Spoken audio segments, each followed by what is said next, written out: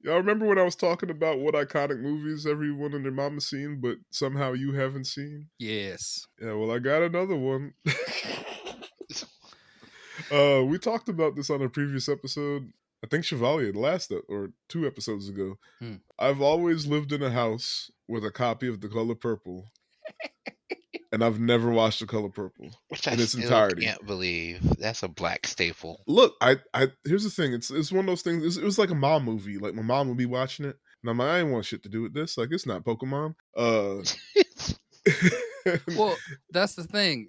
This isn't something you normally watch solo. This Yeah. is like mom, one other family member, probably a sister, and you. This is like a group watch. To be fair, this is not a. I want to watch Color Purple. This is no. This is, I want to spend the rest of my day depressed because I watch a movie where women get beat and abused and slavery and racism. This to make me hate white people more at the end of the movie. It's like right just before that weird level of buying a copy of Requiem for a Dream to have. You're not gonna watch that movie again. You're not. Why you didn't want to watch? You really halfway through that movie, you realize you didn't want to watch this. I think Color I think Purple it can depends on be your inspiring age. though. It's age. Yeah, we'll get into it because I definitely have some thoughts. But do y'all have any other I guess embarrassing movies you still haven't seen, or it's embarrassing that you haven't seen that movie? I feel like there's a lot of big blockbusters that I just kind of missed out on because I don't go to the movie as often as people. And then once a movie is out of favor, if I don't hear about it enough, I Forget about it? forget. Yeah. Yeah, like there was a 90% chance I would have never seen Avatar, except that Anne's parents gave us a copy of it. Oh, it's ironic that you say that because mine is Avatar. I haven't seen either of them. Oh shit! I say that like okay. Do you have to have seen the first Avatar to not be interested in the second one? Yes. So look, here's the thing. Like I've had this rant before. I've had this rant for a long time, and then it's one of those that started like becoming a thing on the internet, and then it became like annoying. So I stopped talking about it. But it always bugged the shit out of me that Avatar was one of the biggest movies ever, and then left such a little cultural footprint. Mm-hmm. And then like I really went down the rabbit hole, or I was complaining about it on Facebook, and then like some folks added in, and then I learned some stuff, and I was like, okay, well that's why it was so huge. It was just, and I don't want to say it was lightning in the bottle because freaking 2 came out and did the same shit over again, but it just managed to like there wasn't enough competition. China just opened up to showing more movies again, and or especially sci-fi movies, and because of that lack of like sci-fi movies over there, like they ate it up. Like it was just all these things contributed to like its success, where it wasn't like it was a good movie, but it wasn't a movie you really thought about after. It was the most amazing tech demo I've ever seen. That's funny. That's what I thought it was. But It's like beautiful, but story wise, I can't get over two specific things. They're not really plot holes. Why was the best person for the job a man who had no legs? because they thought he'd appreciate the legs a bit. I don't know. They found some use for him. I don't know. So number I two, feel like they had a reason that they said in the it had movie. to be something. But Maybe like, he was just a good soldier in general. But yeah. Second thing, why is Sigourney Weaver still kind of hot as the blue thing? That's like kind of, it's you got to it's look like, into yourself for that question. I was like, this is problematic. I'm gonna go take a nap. So I sleep this off. All that shit I talked about Avatar 1, saw Avatar 2, and I was like, it's the same thing. It looked like the same thing, but clips. I fucking love it. like it's like even though the movie was long as shit, I never got to the point where I'm like I care about these characters. Oh God, how long is it? I mean, it was like 2.5 hours, 2 hours 45 minutes, something like that. And then the second one, even though it was 13 years later, like I really didn't care. I didn't care going up. I was just like, man, I'm gonna watch this movie because I'm gonna watch this movie. And then like somehow, I think the kids, now that they have kids involved and stuff, like, and it was more focused on them as opposed to like now it's actually feels like a fresher story and all this stuff. Like Mhm. everything clicked, and I was like, "Yo, I love this," and it looks absolutely amazing. I am on fucking board, and like you know how like especially with big blockbusters, there's like that build up to like that one like really evil character or something getting his thing and like getting his due, and the whole theater cheers. Like man, I damn near like broke my hand clapping like when it happened, and it was like I was like, "Yo, I." That's when I like it hit me. I was like, "Yo, I really like Avatar. God damn." All And right. then it's not like I went out and like bought an Avatar t-shirt and bought Avatar figurines like I do with anime and stuff. Like I still ain't talk about it, but like in the moment, I am fucking there. And like that's the magic of that anyway, yeah. So So Avatar. you're excited for part 3 coming? I'm gonna be in the theater. Get you Look, a Well, baseball no, jersey that says because Avatar on the front. I didn't watch the first one because, well, you know, around that time I was broke, couldn't really go to the movies like I wanted to. so look, we'll watch it next time you come down because I want you to get the right. I want to But coach you through it, then I then I saw like what is her Fast and name? Furious. Um, Zoe was in it, and she's not one of my favorite actresses. Like, she's not a person It's because she I didn't run used to out. claim her blackness. Is it? Is that Is that why? is that what it is? That's. I mean, there was a point where she wasn't. I think she does now, but she was one of those. Oh no, no, no, Poppy, me no black, me no black. Like, Okay. But no, but she's a mediocre actress to me, damn. and Okay, like now I got Holly Berry, Zoe Saldana, Kareem does not like. Is Who's is next? Lenny Kravitz's daughter? No, no, okay. oh, I put Holly over Zoe, but Zoe, I think she's gotten wait, wait, lucky wait. In with terms of skill or in terms of hate? skill. Okay. All right. Like I feel like she's gotten lucky because of the movies she's been a part of.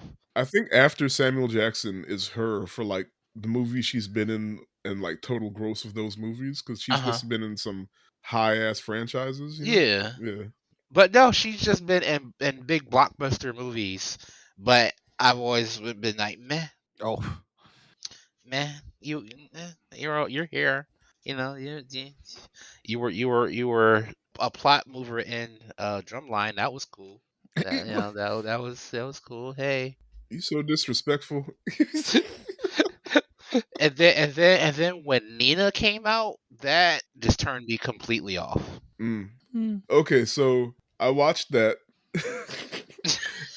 and I'm not saying that role was meant for her. No, all I'm going to say is that I really enjoyed the way she said "motherfucker."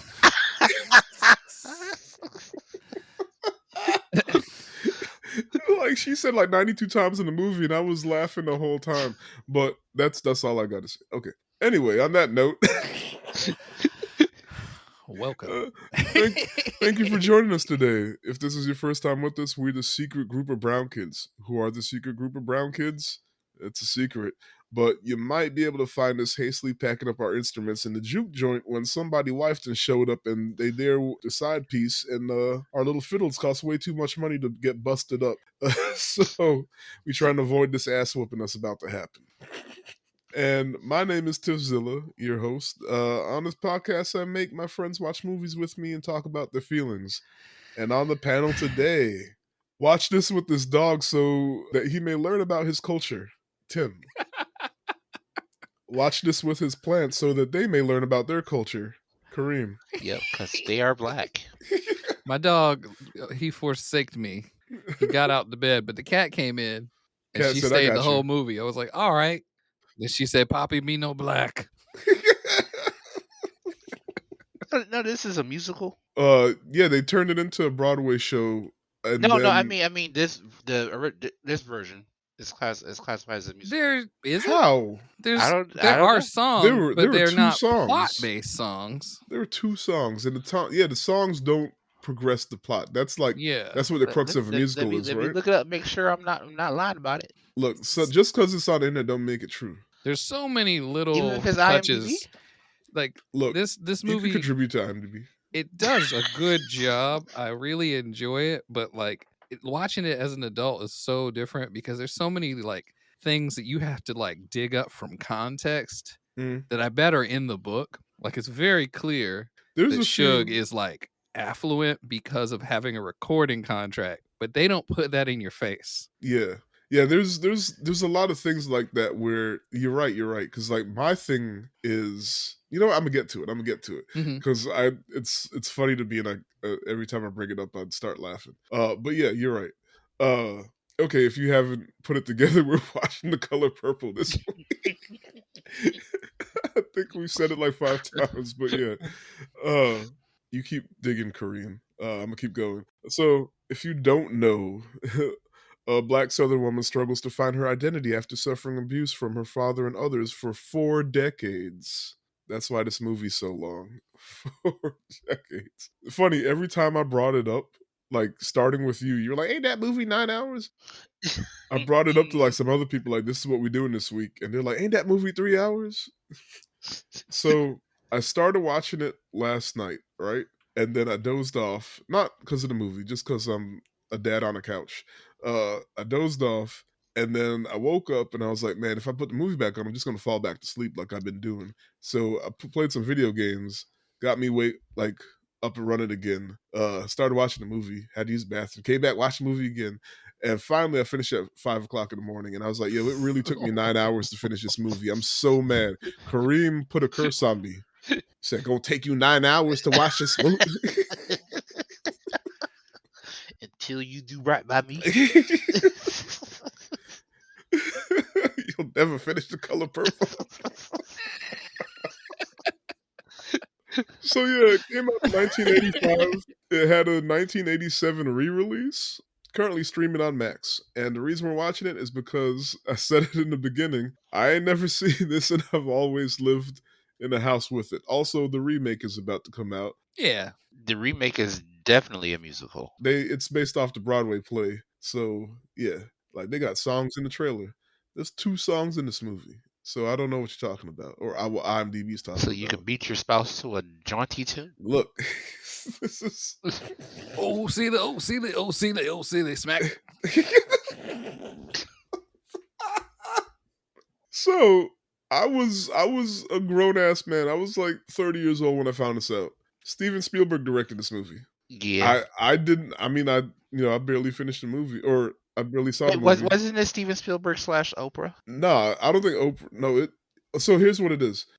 This was NPC Oprah. You said Not NPC NPC. Oprah, Not Yeah, NPC. she not the wasn't. Oprah She we know wasn't. now. She wasn't goat Oprah yet. Yeah, but he did, and it's very obvious because shit blew my mind when I found out that he directed it. He obviously took a lot of care in trying to get things right culturally. So he listened to women, black women, obviously. It's also got all the Spielberg comedy beats. Yes, Like, they are absolute. Like, what little stuff I pay attention to directors wise, Spielberg has this like sort of visual comedy that's always like very, I don't know, it's almost slapstick. I know what you're talking about. Like it's not full on that, Mm-hmm. but it's there. So like I don't know if you remember a few years ago there was a post going around that was like the different directors and what types of meals they are, or maybe restaurants, I can't remember. Hmm. But like Steven Spielberg was the one that was like every time you have it, it's a well-rounded meal. Like you got your veggies, your proteins, everything. You're going to be satisfied. It may or may not be your favorite, but you know what you're getting and you'll be comfortable with it. And like watching the movie, I was like, you're right. Like I saw there's the comedy. Like so that's the other thing I wanted to point out was like since I didn't see everything, and like Kareem and other folks, they immediately go to man that's a sad ass movie. It's really heavy, and I was like, yeah, I know that much. But because I never saw it in its entirety, I didn't realize how funny this movie was. And like you need that. You need the comedy to balance out how heavy it is. Cause like the subject matter Absolutely. is insane. And Mm-hmm. so before we started recording, I was telling Kareem, that's the difference between this movie and Precious, based on the novel Push by Sapphire. Like Precious didn't have comedy for real, so it was just torture porn for 2 hours. Yeah. Like there was no balance. It's just heavy on your heart. Like Wakanda Forever, they was like, okay, we're gonna tackle Chadwick's death, but it still had fun parts. Like it was heavy. Like there was a lot of the whole movie's about death and grief, but you still had fun parts. Precious, nah. But like Color Purple, okay, now I understand. Like you could if you're gonna deal with all of this stuff and you're gonna have someone sit here for 2.5 hours, you gotta lighten it up a little bit. yeah, and it wasn't like this isn't a straight up comedy. It's a drama, but there's enough comedy, Spielberg comedy, sprinkled around to keep you going and keep your spirits up. And now I understand why, at least for older generations, so many people love this movie, even though the subject matter is heavy. Dire. Yeah. Yeah, just off the bat, first 4 minutes. It starts off with them running through the field, and you're like, oh, this is cute. And then what? Wait. Moments. It's like, this is what we do? Oh, no. You get a good 5 minutes of happy. Not even 5 minutes? Oh, it was... Ooh, I mean, because I was looking at time. By 15 minutes in, she was already with Mister. Yes. Yeah, anyway. So starring Whoopi Goldberg, mind you, when a movie starts and it does the credits, it says "and introducing Whoopi Goldberg." That was really weird to see because, I was born in '89, so Whoopi was always a thing in my life. She was just always there. Yes, I'm one of a chosen few. When I first heard Whoopi Goldberg do comedy, I thought she was the coolest person I'd ever seen. So when she started doing movies, I was down. Burglar is one of my top tier movies. I've never seen it. You got to see Burglar. And then, Burglar is almost not. I feel like Jumpin' Jack Flash is almost better. Did you like The Net? Well, then you like the original version with a black lady. Is The Net Sandra Bullock? Yes. Okay, I'm making sure. They put them in the same kind of movies, which I always kind of thought was weird. Interesting. Could you imagine Whoopi and Speed? No, we gotta slow down. What do you mean what? No, fuck. Oh man. Well, you just answered one of the questions I had for you about Whoopi. I was like, was she a comedian first, or? Yep. Yeah, okay. So also starred Danny Glover, Margaret Avery. I'm messing up some of these names. Oprah Winfrey. I've never heard of her. Willard E. Pugh. Akasua Busia. Deserta Jackson. Now that's an old black lady name. Deserta Jackson. Deserta. Adolph Caesar. Who is Deserta? Look, Deserta Jackson is... You done messed me up. Hold on. Somebody old. Somebody...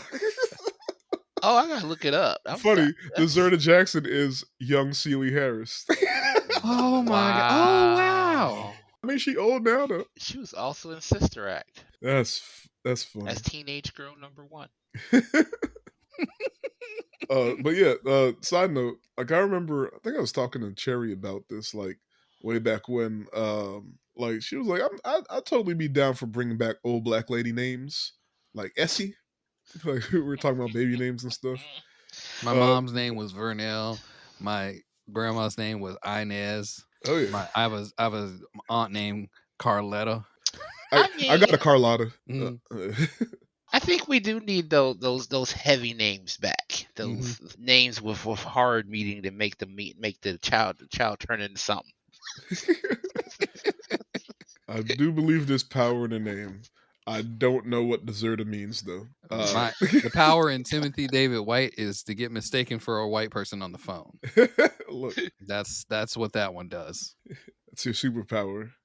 To show up at an interview to be like,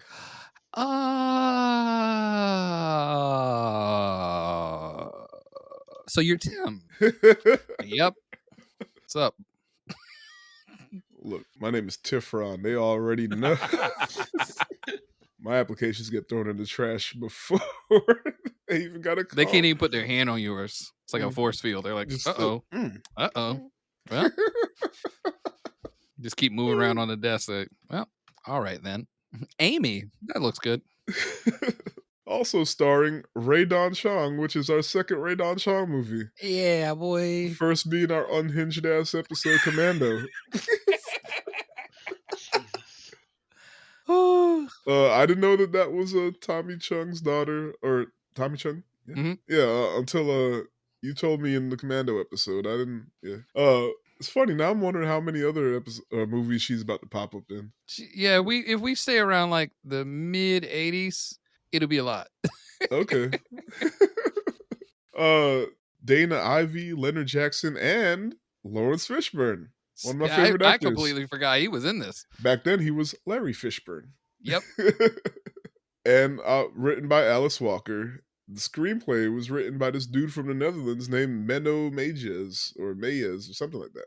White dude. But once again, two white screenwriter, white director, but they took their care. This is that point in time when it was like you could do, and I'm not trying to talk about being canceled or anything like that. Yeah. You could do these things as a person from another culture, but you just had to have supervisors and advisors and things. They don't do that now. Somebody will just be like, oh, I can make a movie. I can do it. I'll make a black movie. He's gonna make a black movie. Why do you whisper it? Budget was $15 million. Look how money works. Like, oh Lord, right? That was 15. Good God. I mean, it's 1985, so inflation and all that, but still, like, that's a lot. I don't know. I don't know what numbers mean anymore. No, like, it's hard. It's hard to tell. It's like that movie took what did we just watch? Some movie took some insane amount, and it's like, but Deadpool took $50 million. It's like, wait, what? Oh, The Killer. Oh yeah, The Killer was $150 million. What? Or 175 million. For what? they could have filmed most of that movie in abandoned buildings, just that nobody lived in. That shit is wild. Netflix crazy. That had to be Anyway, actor. I That had to be actor forgot. pay. That's the only thing. It's Michael Fassbender and what's the director? David Fincher. And I guess they filmed on location. Like, those are the biggest, but still that doesn't add up to 175 million anyway. So yeah, box office. So 15 million budget. It made 98 million total. I don't know if this was released overseas because it didn't have any overseas numbers. It was just domestic, and then it had a domestic original release was 94, and then it had a re-release 2 years later that made 4 more million. And having said all that, awards nominated for 14 Oscars, didn't win a fucking one of them. Really? Right? Really? Hollywood racist. That, 14? You mean 14? They couldn't sneak one over to 14? Steven Spielberg. They couldn't just That's sneak what's him shocking one. me more is Steven Spielberg. So y'all that racist. It's like, well, during this movie, you're Jewish. Oh, really? We could swing both. We could swing it all around for this one. You'd have messed up. Yeah. There's 4 white people in this movie. They all mean. Nominated this many times. That's- Not a one. That's for this. I guess this kind of is before the, like, we're going to watch this black movie with black people going through it, and we're going to feel bad about ourselves and love it. Like, era. This is you still have to make us look good era, right? Yeah. So this was the you only get an award if black people are singing era. I mean a little bit, but also you got to have like the good white person. Ain't no good white people in this movie at all. Not a one. Yeah. So ratings. This makes perfect sense to me based on what I just said. Audience is 94, critics 72. Considering most critics are white men. That makes Still. a lot of sense. Yeah. What does Siskel and Ebert say about this? I don't know. Well, you can look it up real quick. Siskel Ebert, Color Purple. I wonder if this movie, like considering the age we're in now, with what you can and cannot do in movies, is this still like is this a cancelable movie? Like, what is this still? No, I think they can make this movie now. As long as they made it. Yeah, I mean, yeah, they're like. Funny. Well, no, because like I'm wondering how the remake is gonna be as far as considering how well the Broadway musical was received. I think it'll be all right. I didn't see the I didn't see it either, but like I know it. You just can't do an a big edgy deal. reboot of something like this. You have to like play the numbers, see what's applicable Because to today. that's But most of the stuff that they did still flies, in the my one opinion. thing that Yeah. concerns me about movies these days is you can't show some forms of misery in movies anymore. Like you can only go so far now before. I understand because it's like because I know like we don't want to see no more slave movies thing. I understand. I'm Yeah. not saying I do want to see more slave movies. I made a joke on one of these episodes about how I think we should have one every 5 years just to like remind white people. Because think about it, it's like those movies aren't for us. Absolutely not. I mean, like we already know we don't need to keep seeing it. I understand the push behind like the movement to like stop putting these miserable black films out. I get it. But also, like back in the day, it's like, our parents would be like, "Hey, watch this movie. You need to know your history," kind of deal. I think that's important too, but we don't got to keep seeing it. Which was Color Purple in my family. Yeah, that was Color Purple was one of those Mhm. movies. So every so often, but we don't got to get one with like how every year there was a slave movie. No, it was terrible. Yeah. Then just because you make Django doesn't make it better. Lord, Jamie Foxx's superhero movie. The end of Django, Nick Fury shows up. We'd like to invite you to the Avengers Initiative, motherfucker. Django looking at him funny because he just killed him. Hold up. Anyway, shout outs. Shout out Florida. There's someone in Florida that's watching or listening. Yay. I don't know who you are, but happy to have you. Anyway, moving forward, we're about to spoil this movie from 1985 that everybody's seen but me. You know what? If somebody had ruined this where you couldn't say nothing. No. This Having said that, once I finished the movie, I vividly remember the last 20 minutes. As if I saw it like last month. I vividly remember the last 20 minutes. And I can't tell you, remember I said I've seen parts of it, just, being in the room. Maybe Yeah. I'm just always in the room for like the last 20 minutes. The only thing I didn't remember was that Lawrence Fishburne was behind Suge. Yeah. Like, I forgot he was in this movie, but that's it. Absolutely. But yeah, so let's go through it. So in the early 20th century, rural Hartwell, Georgia, Celie Harris is a teenage African-American girl who had 2 children born of rape by her abusive father. Ugh. Starting out strong. Yeah, it was like, because it started out happy. Like the first 2 minutes, they in that field playing patty cake or whatever. And then, yeah. Like the dad shows up, and from the jump, they're hammering in this fact that Celie is not very pretty. And he goes, "Celie, you got the ugliest smile this side of creation." God damn, that's your daughter. Yeah, like then Like, why are you doing the thing? Yeah. Because Why did you do that thing?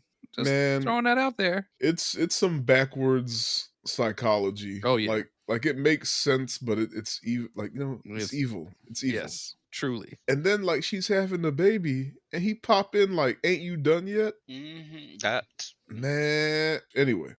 Celie was removed from home when her father forced her into marriage with Albert Mr. Johnson, Danny Glover, who was looking for a wife to tend to his badass kids and nasty ass house. Mr., a widower, initially wanted to marry Nettie, Celie's younger sister, to whom he's attracted, right? But the father, this is so gross. Their father was, just keep going. yeah, their father was also attracted to Nettie, so he wouldn't let Mister have her. But he was like, "You could take the older one. Like she's ready to be married off." And like he wasn't happy about it, but he did it because, like I said, his kids were bad as shit, and his house was nasty as shit. The first moment where he takes her and she's in his house cleaning. Mm-hmm. Yeah, like so like Celie get to the house first off. Oh God! Like so, Mister abuses her, and the kids mistreat her, right? And like that's an understatement because as soon as she ain't even stepped foot in the house, he walk or he's on a horse, and she's carrying all her luggage behind him, and it's snowing. It's so bad. Like the only way it would have been worse is if they were walking uphill. Like he gets there, the kids are all outside, and he's like, "Why y'all outside?" Anyway, this your new mammy. And the boy Harpo throws a rock at her. Like he had the rock ready. He was just sitting Yeah. there waiting with the rock behind his back. Throws a rock at her That was head. a boulder. It was huge. He's Man, like, I tote the weapon. He tried to kill her. He tried to take her out. Harpo said, "I keep that thing on me. This big ass rock." Like it's right at her head. And then like Danny Glover just looked at her like, "All right, let's get inside." And she touches her head with her hand, right? And then touches a rock, and her whole handprint, her whole bloody handprint is on the rock. She gave that rock to Wilson. Oh my goodness. Anyway, like poor Celie. Shit is rough off the bat. So she cleaned the house, right? And gets everything like it was so dirty that like the walls were dark gray and she scrubbed them and there was wallpaper under Like it. a pattern, like a Yeah, it was like come on. flowers, yellow flowers under that dark gray. It was just caked in like just nastiness. And like the first time we see like she whole house clean, dishes washed, everything nice. His ass come right in, and he's a farmer, right? And he puts his muddy ass boots right on the table, and like mud splatters on the dishes and every man. Just a A conscious lovely, uncaring. lovely Yeah, person. and it's like while and he did that while like where's my dinner? While she's like she's trying to comb the daughter's hair, and she's like, when's the last time? Or there's two daughters. When's the last time that she had her hair combed? He's like, I don't know, what before her real mama died or something like that. Honestly, that scene was kind of funny because like it was funny until it wasn't. It was funny because she was like trying to comb her hair and like the daughter's like screaming and like he getting mad that the daughter's screaming and she just trying to comb her hair and then he abuses her. It was funny until domestic violence. Anyway, so she goes to the store, right? And then she actually sees her baby girl because she had two kids to her father. A woman carrying her baby girl in the store and like she asked to hold her and she was like, I know that's my baby, that's my eyes. And she asked the lady like what's her name, and she named the baby Olivia and she sewed Olivia onto all her diapers or whatever, right? Mhm. And the lady was like, oh, her name Pauline, but I call her Olivia. She's like, why you call her Olivia if her name not Olivia? And she's like, well, look at her eyes, she got old eyes, so I call her Olivia. Like, ma'am. Yeah, like this was a really touching scene for me. And then it immediately gets undercut by the white store owner, and he's like, "You gonna buy something, ain't you, girl?" like why you throw a jump scare in this movie? Right? He just pops into the frame, like he jumps into the frame like the T-Rex from Like Jurassic Park. just it's actually scared me. That was meant to stress that the white people are not good people in this movie. You gonna buy anything or not, ain't you, girl? She's like, "Oh." But yeah, look, I'm not gonna lie. There's 4 moments where I cried in this movie, and No, 2 it already was out happened. to get you. Yeah, like I teared up when nah, shit has happy yet. This is the first time. With this when she holds the baby. So one day Nettie runs away from home because she's tired of fighting off her father's sexual advances and seeks shelter with Celie, where the two promise to write if they ever get separated, right? And like, Yeah. remember, Mister has a crush on Nettie, so he's like, yeah, you can, so you can come stay. Why not? Yeah, plotting, rubbing his hands together like Birdman. Nasty ass. So when Mister attempts to sexually assault Nettie, she fights him off and fiercely kicks him in the dick.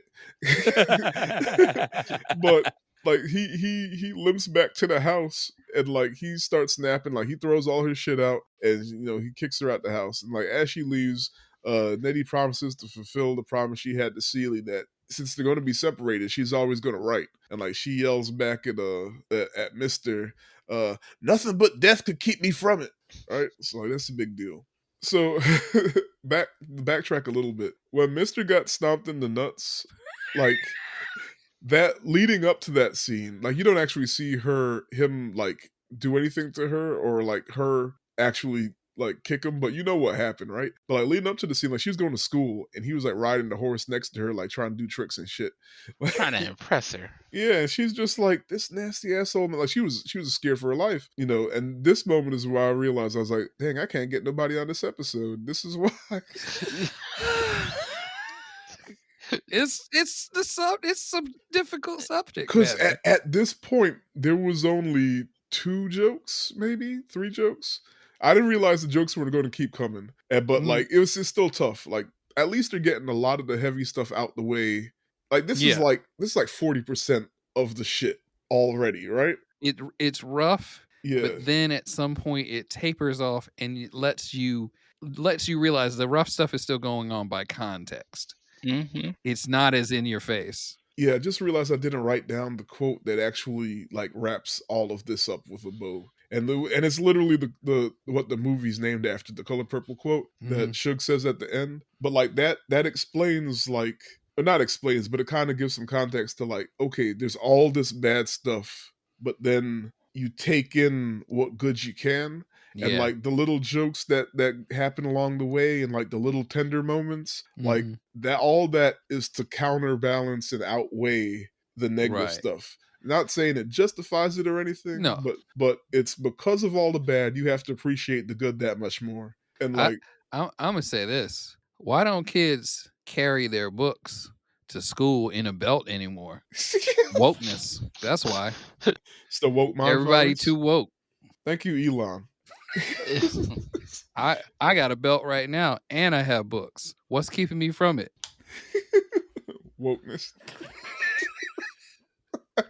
People see me at the con carrying all my purchases in a belt and be like, "What you doing?" I'll be like, "Cottage core. Leave me alone." Oh, wow. So Nothing but death can keep me from it. anyway, and then after this scene, we get the shaving scene where like because immediately after like Nettie gets kicked out, and then Mister wants Celie to shave him, and like once she's already like she's upset that Nettie's gone, but she's also like nervous because he starts out with "You cut me, I'll kill you," so her hand's shaking. So that sets up the scene later, the second shaving scene later on in the movie. But so this is random. At this point, when Celie got to the house, there was 3 kids, but the kids kept multiplying as the movie went on, and I was like, this has to be a joke No. I feel like it was not as much of a running gag as a representation of what some black families feel like. because they weren't her kids. Because When I went to Thanksgiving just recently, Mhm. they were like literally 8-year-old children I never seen You've in my never seen life. before. And then there was like my niece had her little infant, and then her 2-year-old. It's the first time I got to meet them because of the whole pandemic and all. Mhm. But then there was like other kids where I was like, "Who is that?" Like, "Oh, that's Kyle's You go daughter." to the I'm like, bedroom I'm like, and there's a kid sleeping on the bed, and it's like, who the hell is mhm. this kid? There was a kid. There was a kid sleeping in one of the other rooms. I was like, "Well, who the fuck is this then?" I just attribute to him cheating on her with other women and having kids. That's They that's just a dropped them off. possibility too. They just never acknowledge if they're Because also his they weren't kids. they weren't her kids. They weren't her kids. We Mm, know that because she yeah, never had any from him. She just had the 2 that got taken away. yeah. But they never acknowledge if they're his kids, if they're neighborhood kids, if they're cousins. Like, where are these kids coming from? When at the last dinner scene of the movie, there's like 2 to 3 like 8-year-old children. Who are they? Because Mister's steadily out there assaulting little girls. Uh, Gross. But that's probably what it is. Like the scene. Where all these children come from? Naki da da. He was a straight up menace. Look, like not to jump too far ahead, we get to it, but like the Christmas scene with Sophie coming back, there was like 30 people at the house. Granted, Yeah, some was friends, like Lawrence Fishburne was there, and he's just a friend, but like there was like 30 people, and like 20 of them were kids. Where are these kids coming from? They never name them. They never really talk to them. The kids are just there running around. The only acknowledgement they get is at the end, and I'll get to that. But anyway, where the kids come from? And then we get the gag where it's funny because there's a whole lot of jokes that like are 2-part jokes, or it happens twice and then it intensifies the second time. This is the first part of the saddle joke when Mister kicks down the screen door. Like he literally kicks the screen door down. And he's like, "Ain't you sat on my horse yet?" Setting the screen door flying. I'm doing it, Pa. I'm doing it. I'm doing it. And then that horse ran away and he threw the saddle on the ground. comedy's back on. I was rolling. Oh my goodness. So yeah, so years later in 1916, Celie has grown meek from prolonged child abuse. Mr. Son Harpo, he's grown now, and because I guess he was only like, it's probably only like 8 years between Seeley and Harpo when I think about it, right? Yeah, if If that, if yeah, that, yeah. yeah. Because Harpo was at least 8. His Yeah. badass. And Seeley was at least 14, maybe Yeah. 16 or So 17. they're both just kids. Yeah. So they're What real makes it close in age even anyway. grosser? Yeah, yeah.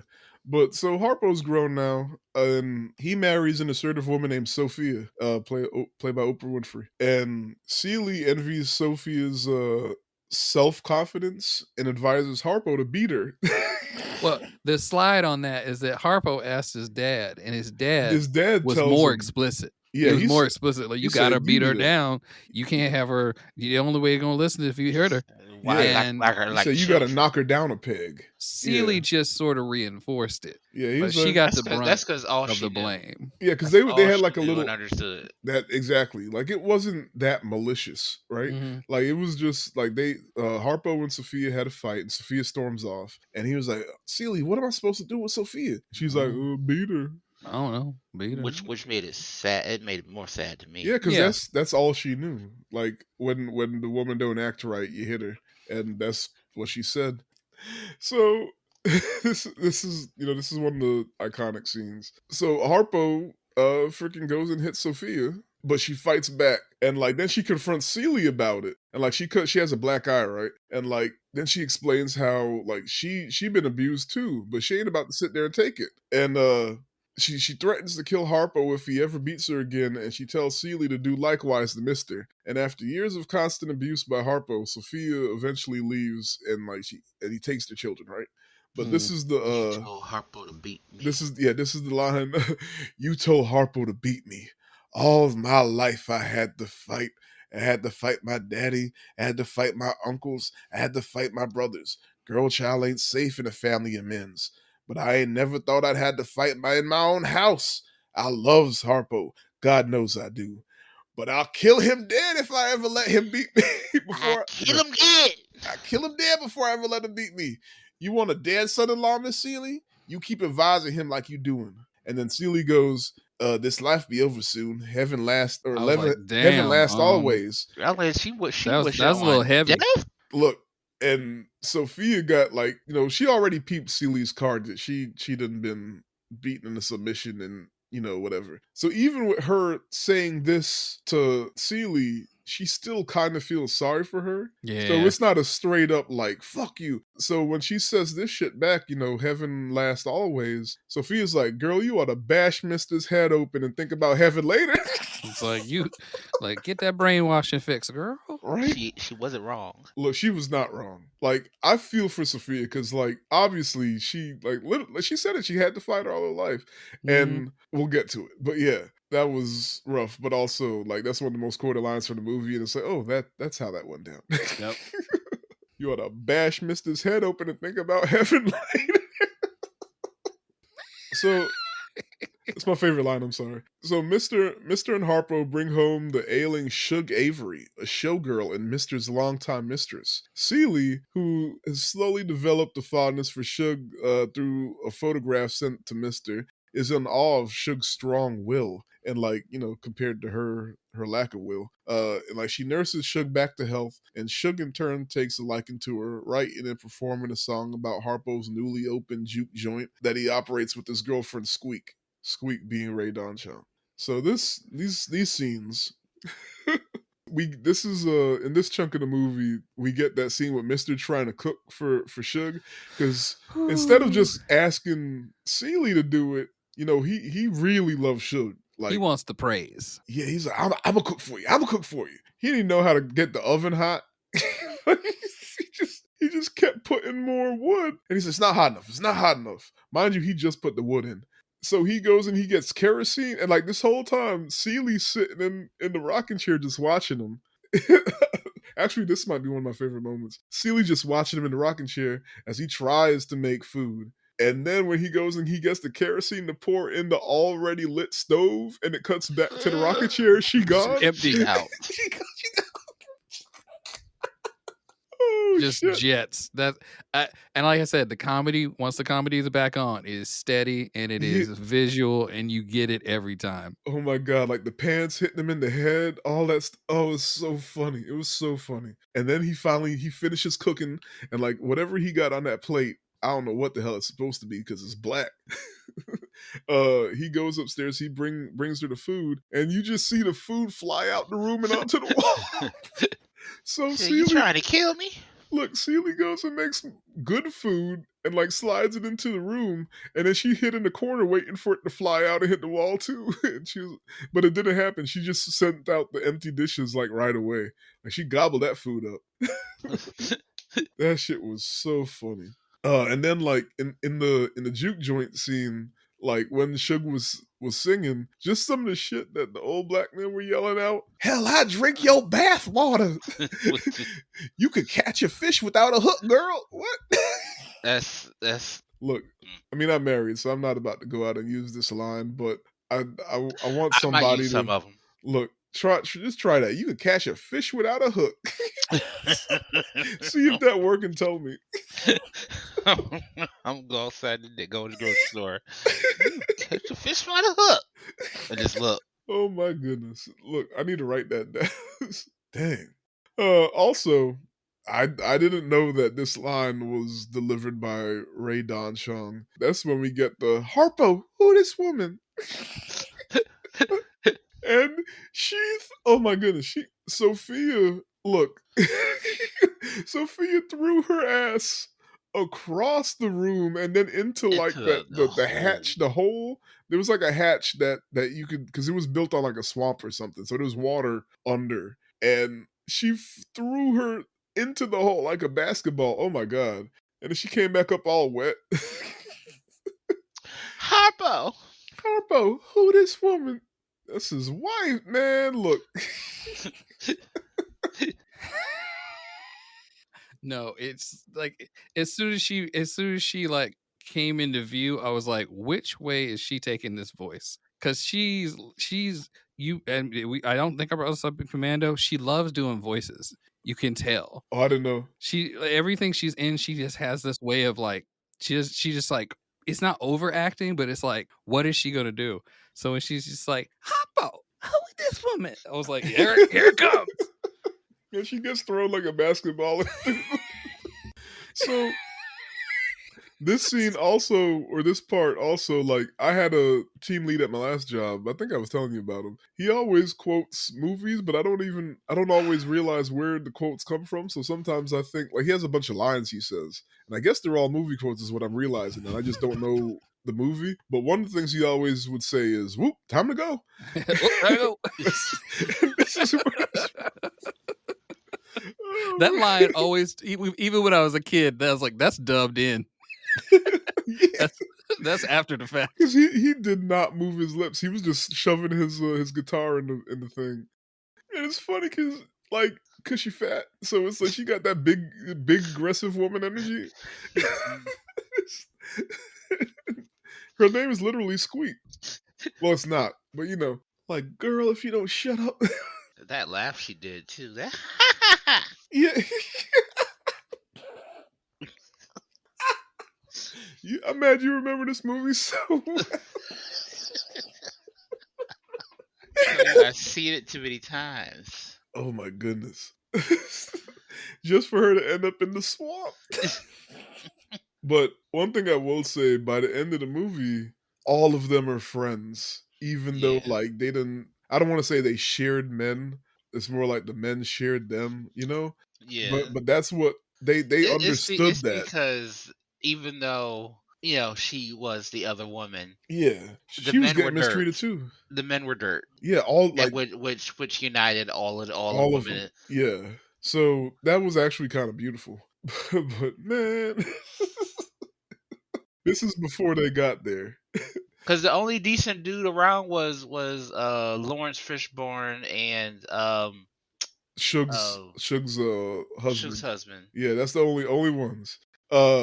So then the juke joint scene is also when we get the afterwards, because after the fight break out, Suge takes Celie because Celie wanted to keep watching the fight back to the house. And like that's when we get the you see, Miss Celie, you have a beautiful smile. And like I didn't know this was in the movie. Nobody ever mentions this part. People be quiet. Hey, look, do they just fast forward through this part? Oh, you mean the lesbianic scene? Yes. The Sapphic scene. Well, and I want to say as a kid, this is the first time this was introduced to me. Okay. And I was like, oh, girls can love girls. Even before that, don't forget how in the club where Suge was singing because she made a song for Celie. Yeah. Yeah. Mr. was he was like his face because he knew what was up. Look, the faces he was making. Well, that's something I was going back and forth on. Did he know, or is it like because he also seems like he's so arrogant that he wouldn't accept that? I think it was jealousy. Okay. Because even if it was just because of the song, it's full on jealousy. And he probably already knew that she might have swung both ways anyway. Because first he hated Celie because she's not the one he wanted. Yeah, and he was stuck with her, and which I think that's what started the way he treated her. Yeah, because he wasn't Nettie, right? Yeah, because he already shown with when Suge popped up. He's capable of being decent. Oh yeah, like he was all nervous and like he couldn't remember to get his cufflinks and his tie, and he was like, "Celie, help me get dressed." Because even when she popped up, useless drunk, he was telling Harpo, "This should have been your mama." Yeah. So he would not have mistreated her. Yeah, I got you. He was a little scared of her too. Yeah, so and she knew it. He wouldn't have done her like that. But he knew he could get away with mistreating Celie. He's a coward of a dude anyway. Yeah. But whenever any kindness was shown towards Celie is where he had an issue. Yeah, you're right. Because it's like he wanted her. He wanted her miserable. Yeah, he wanted her miserable. Yeah. And that's the crux of his, like, I mean, of the several reasons why he's an evil man. Like, you gotta really, you know how bad you gotta be to want everybody else to hate somebody? That's some high level. Like, I don't want you to have any happiness. That's K-drama villain. That's K-drama bully right there. How dare you smile in my presence? Oh shit. It's just a nice day, you asshole. Oh yeah, well I'll make sure the rest of your days are awful. Fuck. Damn, dude. That's that. Don't anybody be nice to them in class. Don't talk. Nobody talk to this person. If you do, I'm gonna beat you up. Yeah, but this was the second part I teared up at you have a nice smile, Celie, because like this was the first time in a long time since before Nettie got kicked out that anybody's been nice to her, and this is the first time we see anybody counter the whole Celie is ugly thing. So it was like, and then like, just the look on her face was like, it was the first time somebody told her that. You ugly. Yeah. You is ugly. Okay, all right. I'm gonna be judged harshly for this. Ugly. Oh no. Oh no. No, because it was a beautiful moment at what they were doing, but who told Whoopi to smile like that? I want to point out, I don't want to be too dramatic. I want to point out that is I want to point out that is how she smiles though. No. I mean, I don't think it was it the camera angles? It was the angle she was holding her head at. I know what you're talking about. I'm not going to be too detailed, but I know what you're talking about. I know. There was one smile she did where the angle was. Like I know what you look. Can I just say something? It killed the whole movement for me. Can I say it? I'm gonna say it. One Piece smile. The One Piece. Don't do that to One Piece. Remember, Karreem, One Piece is his world. But you knew exactly what you were talking about. It was an anime smile, though. That was a huge anime smile. Cause I was like, oh my. I'm gonna stop. It took me out in the moment. Celie got that razor standing behind Mister with it was that same moment where like in the Air Jordan movie where Viola walked up the first time. Yeah. In the outfit. Yeah. and it threw me. It was that all over again. Look.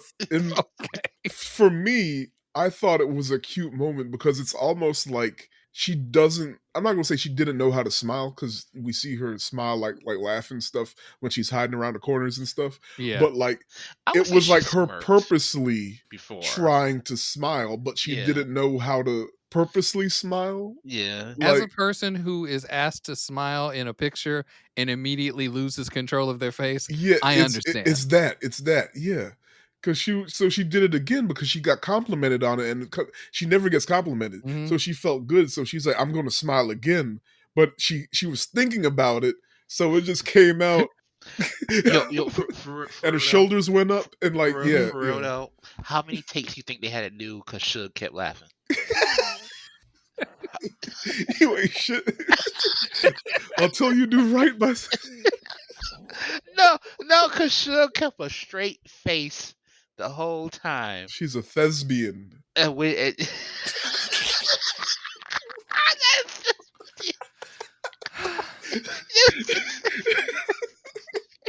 I said thespian. oh, excuse me. I'll be quiet. Serious movie. It's a serious movie. So, Y'all killing me. oh man, my stomach hurt after Y'all that. killing me right now. So the next part, Suge decided to leave to move to Memphis, and Celie attempts to grab her things and leave with her, but Mister catches her. And like when she leaves, Celie tells her she'll miss her, and then after she's gone, Celie collapses. And Just like, on the ground. Do you think if she would have had the courage to say I want to go with Suge would have took her there? Shook was a little weird at that point, so I'm not sure she would have been okay with taking her that time. Because you can tell she cares for her by But that point. Yeah, That's a good question. I don't know. I damn sure know Mister wouldn't. No, it would not. He probably already knew 'cause exactly what she was doing when he caught her trying to pack her stuff up. Yeah. Mhm. Pack her purse, not even But- like a. Because she didn't know what to take. She was just ready to go. as I mentioned earlier, this is the point that contextually you don't know this. When Suge goes to Memphis this time, I think is when she her career starts to pop off even better. And that song that she wrote for Celie ends up being her hit Oh, because later on you can hear that song on the radio and then on a record. I didn't catch that. It's on a record in the juke joint. So Yeah. this they don't it's all context. It seems like Suge gets minor league pretty famous because of Celie. I mean, not to get too ahead, but look at that car that come back in. Yeah, the Great Gatsby yellow car. The We Made It car. The coupe. That was the We Made It car. Oh man, with a rumble seat and everything. Hey, she would have found herself a light skinned man and everything. Oh.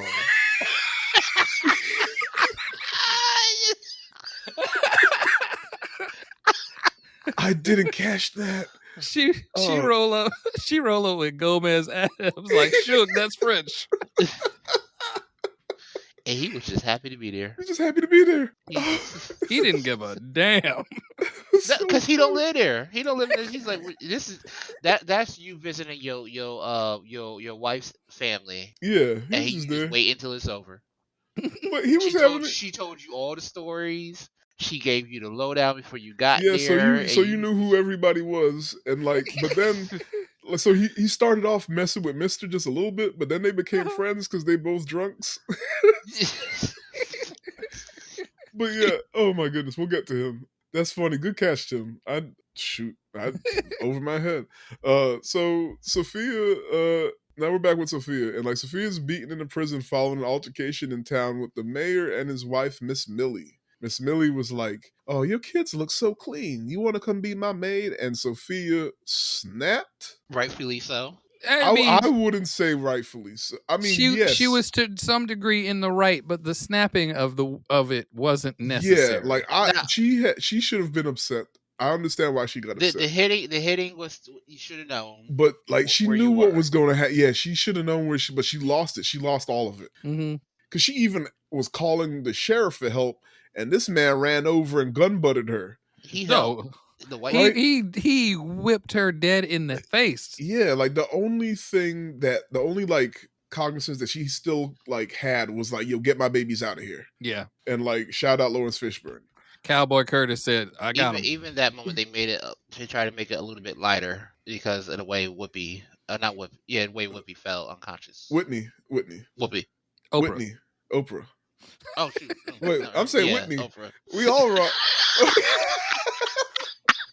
I believe that We in. all. It's okay. Look, the way Oprah Winfrey. fell. The way Oprah, I'm gonna say Oprah. She fell and the wind blew her dress up. I don't care. I don't like that. Like this anyway. is. But it was like this is just everything. All the disrespect just happened. Right? Like they all started ganging up on her. She got gun butted in the face. She then flopped out. Dress flew up. Now she got Forrest Whitaker. I think that was a happy accident. Like it wasn't meant to show all that, and then it just happened, and they left it in. Yeah, and Steve was like, "Nah, leave that in." Yeah, because like how they. I mean, I guess they could have done it with like they could have had like some tiny string and pulled it, but like it looked too perfect. No, it seemed like she fell and the wind went blew. Whip. Yeah. And everyone stayed in character. It was like, all right, keep it. But yeah, as soon as she started to snap, like it showed Lawrence Fishburne, it showed two other black dudes, and everybody was like, "Oh fuck!" like Lawrence Fishburne literally is like, "Oh no, Miss Sophia, no!" But it's too late. It was too late. He was too far away to stop it. Yeah, he was all the way over She clocked there. that white man dead in the mouth. But he did snatch her kids. Yeah. But man, I feel like white lady would have took the kids too. Yes, but like that's a good. That's point. why you got to be in control of your emotions. Like you are right in the moment to feel how you feel, but a very simple no, thank you, miss, is much more. And honestly, I don't think Married Woman would have let it go, even if she said no, thank you politely. Well, no, thank you would have resulted in hounding you, not putting you in the prison. Yeah, because she was in jail for 8 years. And then when she came out, the judge ordered her to be Miss Millie's maid. What the fuck? Right. They're just making the rules up as they go. Right. Right. You got to be her maid. Man, because think about it. Like, that's not a thing. But in this is 1920s in Georgia, rural Georgia. Yeah. And the lady that played Miss Millie is still alive. That's wild. Yeah, she was in a lot of movies. She was in Addams Family. You're right. That's who that is. She's a good actress. I'm sitting here looking at her. I'm like trying to figure out what she's been in. She played what's his Oh face no, she was in The Help. Oh god. She did play grandma in The Help. Ma'am, you can't be in two of them. Well, no. In The Help, she was a good person. She originated the title role in Driving Miss Daisy. That's funny.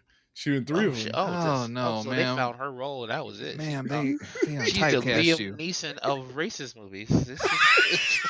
I'm pretty sure Liam Neeson is the Liam Neeson of racism. So you know what's funny about that is. So did you watch Atlanta? Oh, that's oh god. Okay, so I'm not going to be white devil's advocate here. I'm not going to defend what he did. No. But he was saying, like, it's like when he did it, it's so funny to me when this happens with white people where they'll just like get rushed. It's like what happens with Mister at the end of the movie.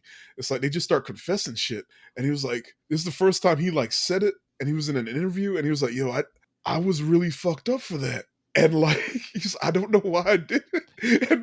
And that's the thing. Like, he was admitting it was a bad thing, and everybody was like, "What a racist!" So I think he did that episode of Atlanta as like his like penance. Yeah, but how do you eat? I want to hear how they approached him for it, though. Wait, well, the same way Donald Glover approaches anybody. Hey, do you want to be in this thing? It'll be funny. Here's my idea for it. Are you with it?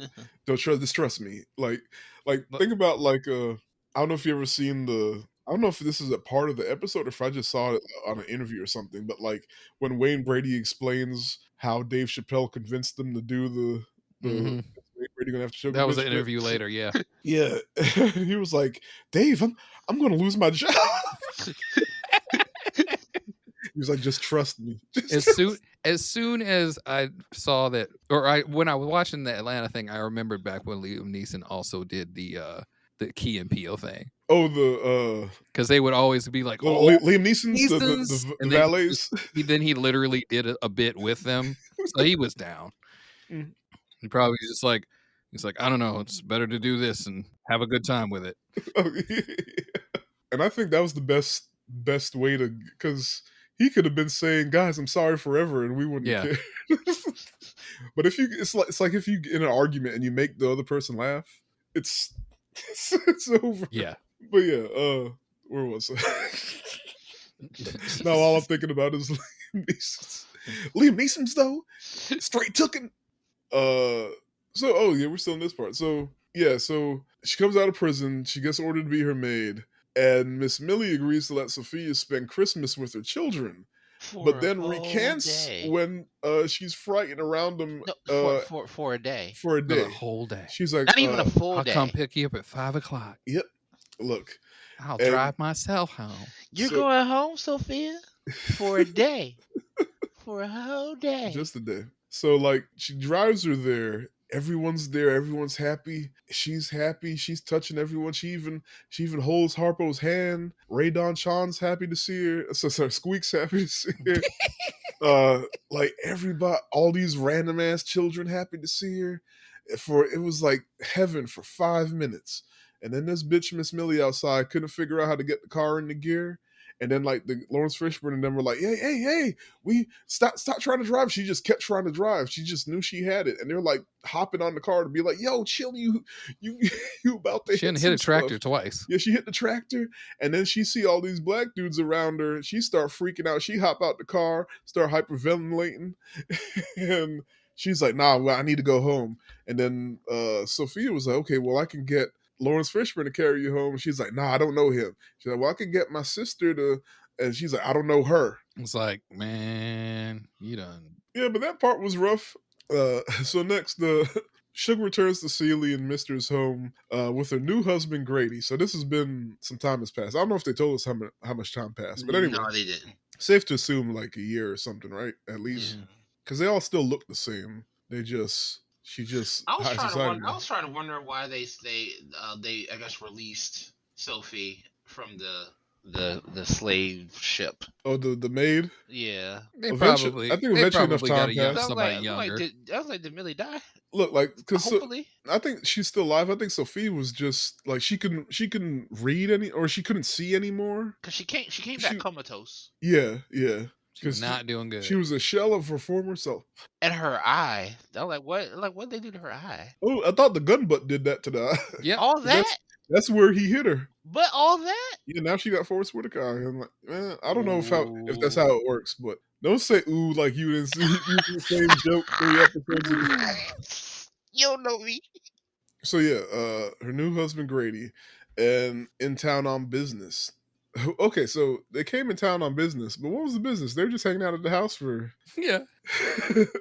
business. I'm gonna see my friends. They just want to hang out. Yeah.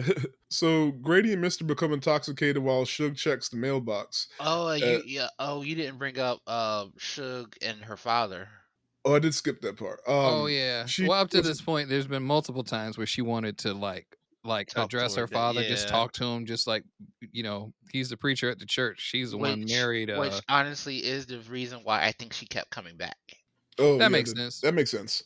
That was the business. Because she was trying, the first time she walked into church to see him, he completely ignored her and ghosted her. Because the way they described her was like, she was a showgirl, but she was also like, getting around. She was sick with the nasty woman's disease. I think that's just self-confidence. Apparently. Because whatever it was, Celie was able to nurse her back, and she was good to go after that. She was just heavily drunk and hungover. I feel like we also have glossed over Albert's father. Oh yeah, he is he is a terrible person, but he is one of the movie's goats. Like, oh yeah, the scene, nasty woman's disease. The nasty woman's disease. Like he was just old shit talker. He just show up, talk shit, and then leave again. He helped nobody. Celie spat in his his drink. The OG blueprint for light skin energy. Yeah. The funny part is that he knows his son ain't worth nothing. That's funny because he'd be like, "Nah, this is what you got to do. Stop what you're doing. Like, you're doing it wrong. Do Don't know this." why you interested in her in the first place. Your dark skin. Like, whoa, what the hell? She shakes, money. You ain't even see her shake. Well, where you start there? He dark too. Like, but yeah, when she spat in the water and she kept waiting to see if he was gonna drink it, and he kept almost not drinking it. Then finally he chugged the whole thing. Next time he come around, I'll put some Sugar Avery pee in his water. See how we like that. I forgot to write that part down.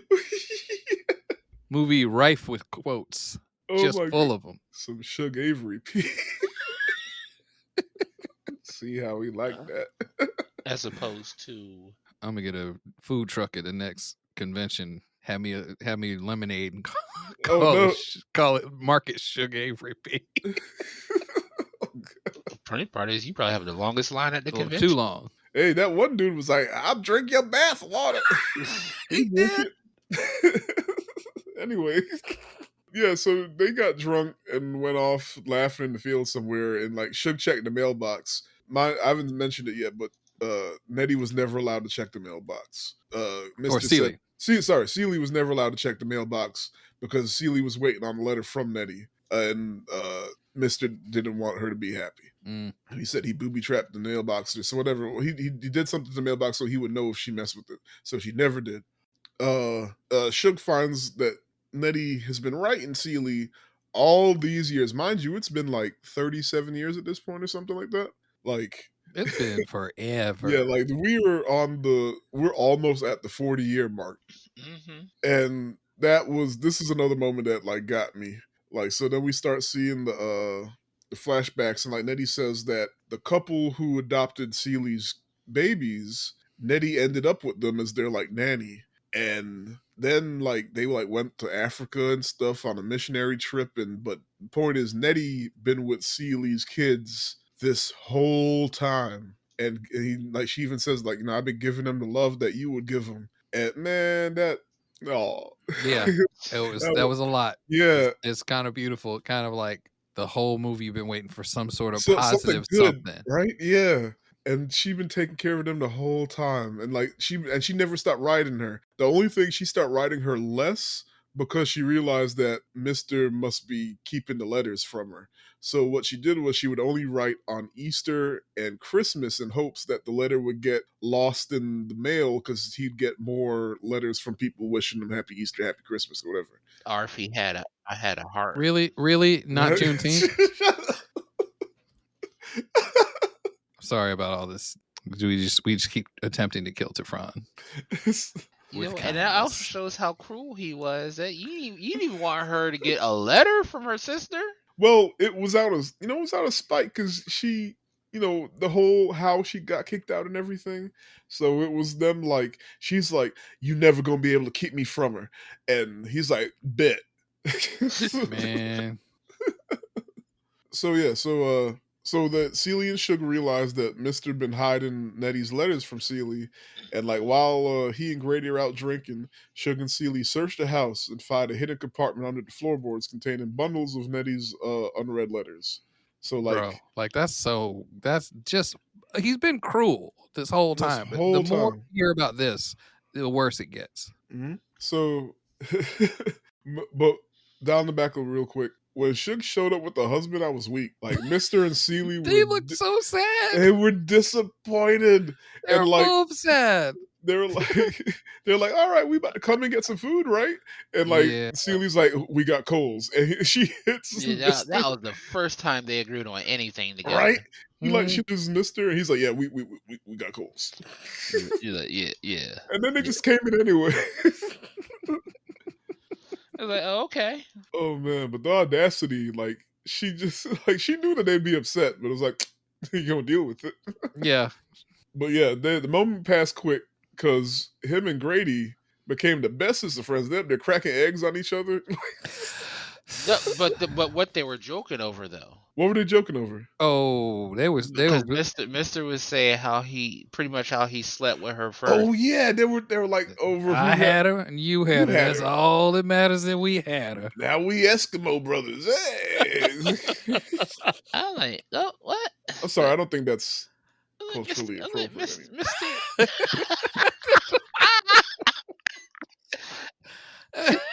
Better not get canceled. Not over Eskimo brothers. No, I'm sorry. I apologize. Got that edit button on. Fix it in post. I think it's specifically the Eskimo, not the Eskimo brothers. I just want to point that out. But so now what's another? No, I'm just leaving. I'm just leaving. Just continue. Move forward. So, Move but forward. the second thing I want to point out, when they were going through the letters, or before they even got to the letters, on top of the letters were a bunch of like nudie pictures. Yeah. But they were of white women, and Suge goes, "This don't look nothing like me. Damn him."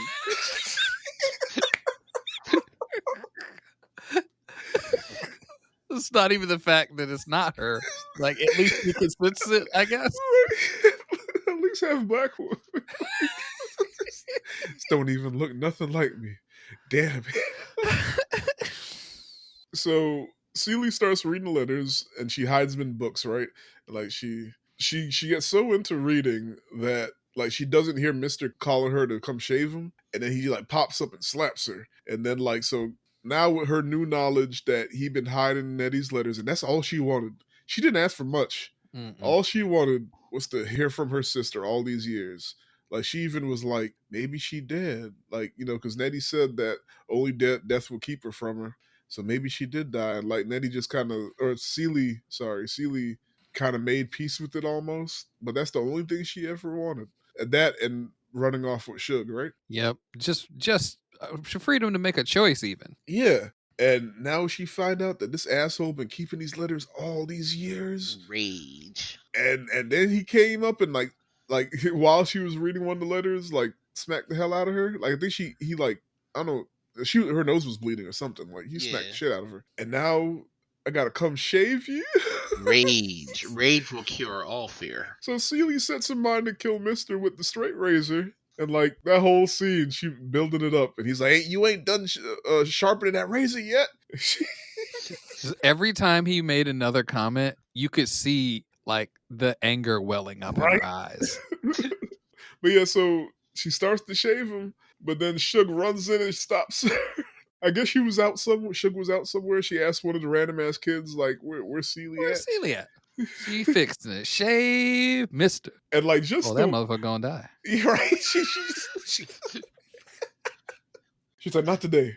That's where you know your friend. Man, right? Like she been reading all these letters and she mad at him for keeping them from him. Oh nah, I need to get over there. Because she been reading letters for weeks, right? Oh man, Suge been there the whole time. What business, anyway?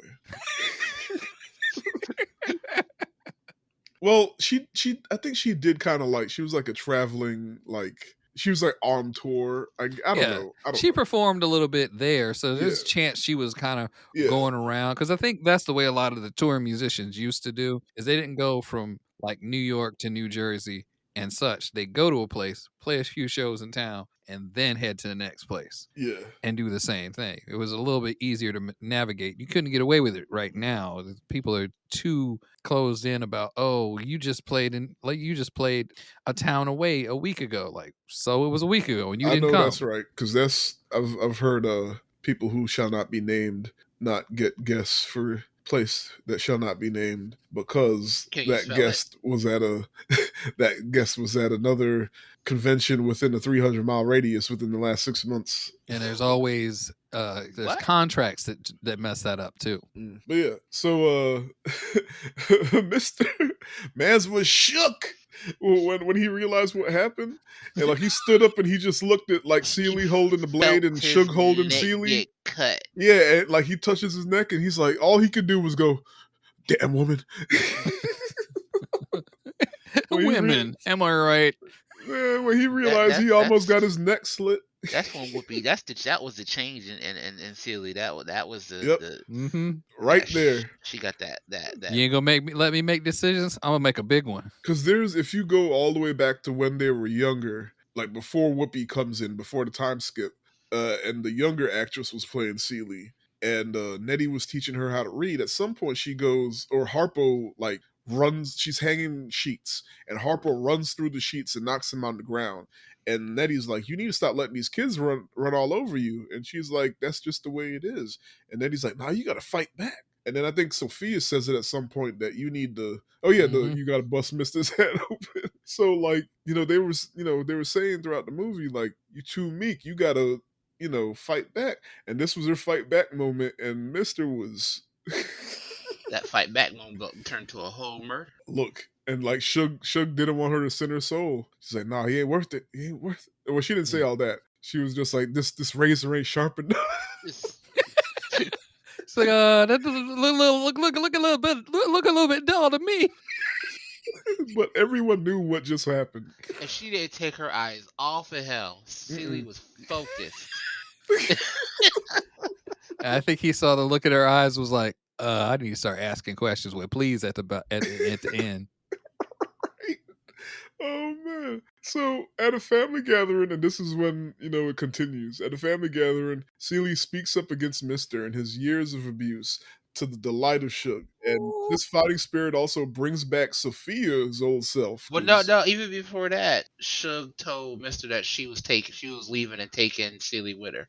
No, yeah, Shug says it first. Yeah, it's at the same scene. Shug, Okay. It starts out with Shug saying that she gonna take Celie, and then he's like, "She ain't going nowhere." And then Celie speaks up, and then Sophia comes back from the dead and speaks up, and then freaking Squeak, Because Sophia told him that moment she had, yeah, she's about to give up, and then Celie helped her in the grocery store. yeah. She's like, "I thought about this all those years. Yeah, how nice you were to me in the store. I ain't never forget it." Sophia here now. Sophia back now. Yeah, she back now. She even said it. She like every important woman this. just went on, like they got cranked to 11 for this scene. Yep. And Mister's dad still talking shit the whole time. Still talking shit. No, but look at how quick he switched sides. But he kept going back and forth. He would talk shit about him, but then literally be like, well, it's good to hear Sophia like this, though. Because after he said, yeah, we need some order around here. Yeah. Look, he just he like mess. That's y'all what that is. Honestly, that's old energy. Like, look, I used that's to right, work because he old at that point. Yeah, I don't give a damn about nobody. Like, you gonna talk shit, but then like you also understand that you need them to feed you. So my first job was a retail job, and I was working in like the luggage section, or at least that's one of the sections that And this old military dude comes in, and he had a sale flyer, or not the whole sale flyer. He just ripped out the suitcase he wanted and crumbled it up in his pocket, and he pulled it out, and he was like, "I want this one." I was like, "All right, I think we sold out of it." And he's like, "Go check in the back." And I was, "All right, no problem. I'll go check in the back for you." I already know because the way the sales work is we put everything we have out because we already know it's gonna sell out. Yeah. So if it ain't out anymore, it's gone. So I went in the back and I don't know, checked my phone or something, whistled, came back, and I was like, "I'm sorry, sir, we're all out." And he was like, "What you mean we all out?" And I was like, "I didn't see none back there." He was like, "Go check again. You lying." And I was like, "What you mean?" He's like, "Go check again." And I was like, "Sir, there's none back there. It's the sale already sold out." And he was like, "You know what? Sick of you. All you little motherfuckers care about is eating, sleeping, fucking, and Xbox." Oh. And he started ranting, right? And I was just staring at him. And then he ended the rant with, "You know what? You all right though. So I understand. Let me go home and see if I can yell at somebody to cook me some food." Got bad grandkid energy. Look, I have been laughing about that for that's incredible though. For 15 years. Just all you little motherfuckers care about is eating, sleeping, fucking, and Xbox. He got grandkids. He's sick of. He's sick of his whole family. He pulled out that picture of the suitcase. I want this one. I got grandkids. They ain't shit. And then the grandkid come over. Here, $20. Go get me a fifth and bring me back my change. That's a good boy. And what? You He just said, said? let me go home and yell at somebody to see if they make me some food. But yeah, so this is the big scene where the confrontation finally happens. We 2 hours some change into the movie, Celie fighting back, and Mister's like, now what wrong with you? And Celie's like, you a low down dirty dog, that's what. And he's like, of course your daddy. Wait, hold on, I forgot who actually said this, but of course your daddy ain't nothing but some dead horse shit. Oh no, Harpo says something. He tries to defend him. He tries to defend Mister, and to Harpo, Celie says, of course your daddy ain't nothing but some dead horse shit. Like, she just opened the floodgates. And like Harpo says some shit, Mister says some shit, and Mister's like, well, you ain't getting none of my money. And Celie's like, did I ask for anything? Did I ever ask you for anything? Even your hand in marriage. Even your hand in marriage, I didn't ask for that. And Mister's like, now he hurt now. And he's like, well, you're ugly, you're skinny, you shape funny, and you're too scared to open your mouth to people, and you ain't never that good of a cook anyway. Like, bro, you done dug too deep. Y'all It's probably coming back. y'all probably eat the meal that she cooked. Right. And then the dad goes, well, she's a lot better than your first wife. And that's when we get Celie's, I curse you until you do right by me. Everything you think about is going to crumble. And then he goes, you can't curse nobody. You're black. You're poor. You're ugly. You're a woman. You're nothing at all. Man, he set himself up for all kinds of my badness. Goodness. Look, like, trust me, she had 40 years of, I don't want to say hatred, but like ammunition, right? Just charged, and this all coming out into a curse. Look, I don't know all the workings of the universe and all that, but one thing I believe in is energy, and she had 40 years worth of negative energy stored up to just absolutely. And you know what? Had a spirit bomb waiting, right? All the women stuck their hands up in the air. I forgot. One of my favorite parts of this is like everybody got theirs, because she snapped on Harpo, she snapped on Mister. She even turned to the kids and was like, "Y'all never treat me right. All y'all were bad as shit." And like she even looked at one of the random little ones. The little kid in that scene was like, "What the fuck I do?" I don't even know that kid's name. That kid didn't even have any lines. And she still looked at him and was like, "You too." she's Celie Stubbs said, fuck you, fuck you, fuck you, you're cool. Fuck you. I'm out. The Sophia was the "you're cool" part. And then, and even like Squeak was like, I'm leaving with Suge too. Also, my name ain't Squeak, it's Mary Agnes. The look on Harpo's face, like, the what? Mary, what? It was like the first time he heard that. It's that time. It is that time and place when a person would be known by only their nickname from everyone around. I mean, look at earlier in the movie where when Suge called him Albert the first time, and Celie was like, Albert. Albert. He kept saying it too. Like she was laughing to herself. Albert. Like to her, this whole time his name been Mister. His name is Mr. Johnson. Mister. The audacity of someone to name a child Mister. Good your name here, Mr. Johnson. What? Yeah. Oh man. But yeah, so Suge and Grady drive away and they take Celie and Mary with them. And it was like, finally made it out the hood. Started at the bottom, now we're here. So years later, now we're wrapping it up. This is the last 20 minutes of the movie that I said that I remember vividly. Years later, Mister has come to become a lonely drunk, and he let his home and farm fall into ruin, right? And upon Celie's father's passing, she finally learns that from Nettie's letters that he was not their biological father at all. When their mother died, his property was legally inherited to Celie and Nettie because it was the mother's property. and the home and the shop that had belonged to her biological father had passed down to Celie now. Also, that means that her children, the two children that got taken away, two babies, aren't her siblings. They are not redneck babies. Yes. All Yeah. right. And so like she goes to the Celie goes to the father's funeral. I think he's just credited as Pa Harris or something like that. And his last wife, who's also young, surprise, surprise, Oof. was there.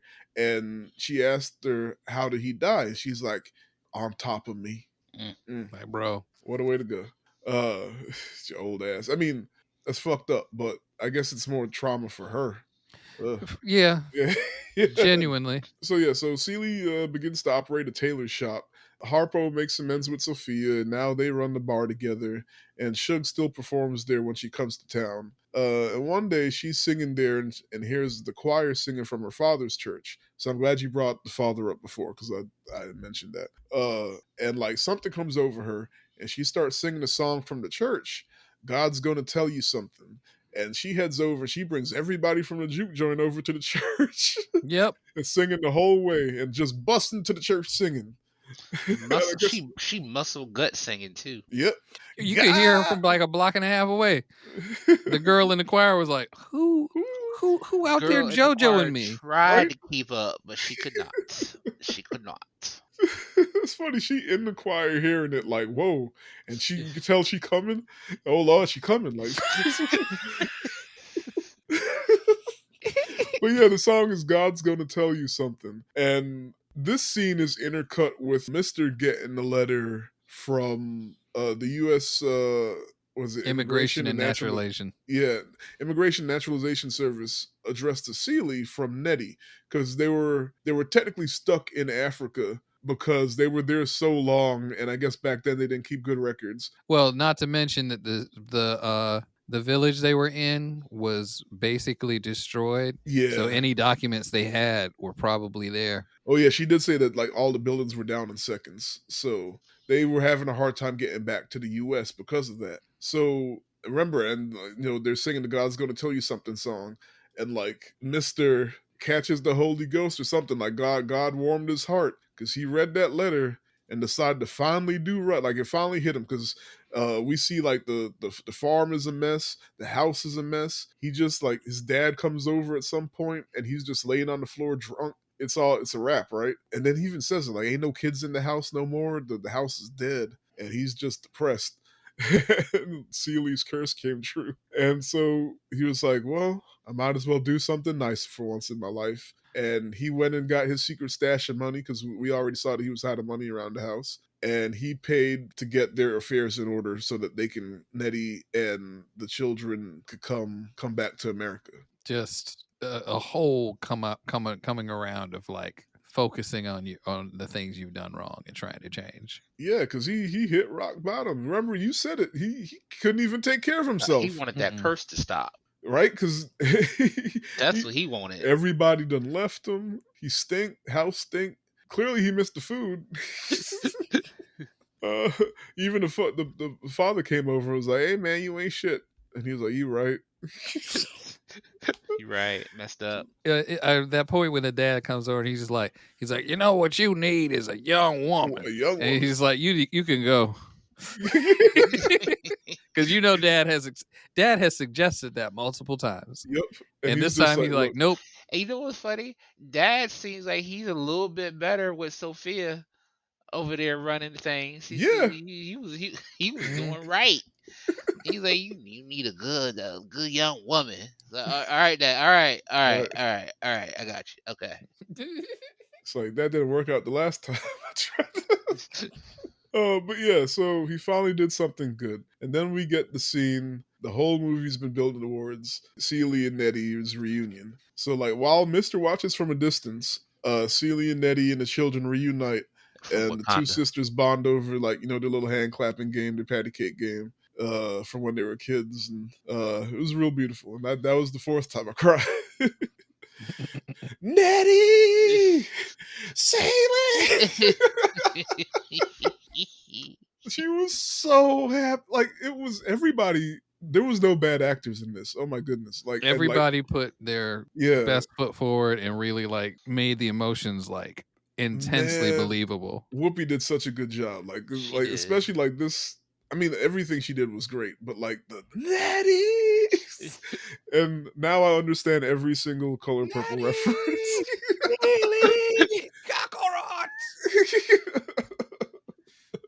Oh man, so that's the movie. All 2 hours and 35 minutes of it, not 9 hours, but yeah, it's so funny. Every single person, ain't that movie 3 hours? Because it just seems so long, especially when you Oh, watch it 7 times.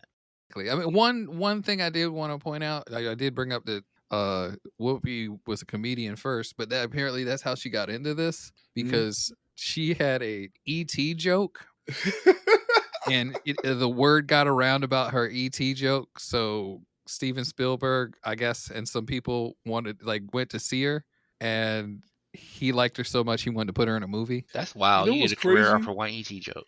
is this isn't always the case as we know, but somehow it's easier for comedians to become dramatic actors than it is for That's very true. actors to be funny on their own. Mm-hmm. Like if you're a good enough actor, you can do comedy, but still let somebody else writing your jokes. But like Yeah. it's funny that someone who's good at jokes can become dramatic easier than like Robin Williams, you know? I want to say that for me, knowing comedians and being a performer, I think it's because we're closer to rock bottom than some regular actors, I got you. which is probably a stretch for I some mean, they people. say they But say a lot like, of It makes it funnier. comedians are on that mental depression oh borderline. no, like the amount of comedians I personally know that are Mhm. literally in therapy right now, Yeah. the percentage is a lot higher than people think. It's sad, but it's a thing. Like, Mhm. because it's also the same. It's a similar thing to like I don't know if you ever heard like. So I forgot who made this joke, but they were saying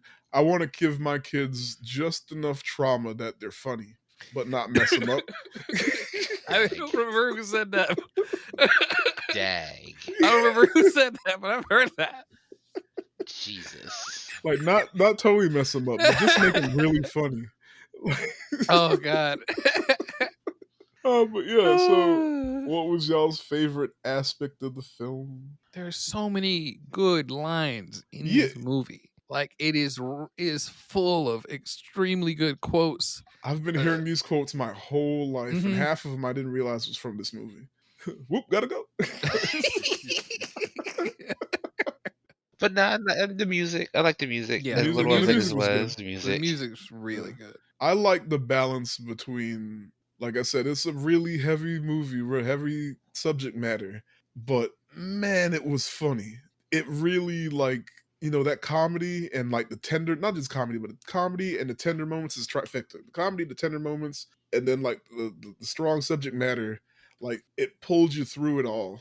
Like, so I love that when you could find a movie that has that like balance or symbiosis or whatever, the different parts. And I guess Steven Spielberg would be the one to do it since he's the Thanksgiving dinner of directors, Yeah. So that's good.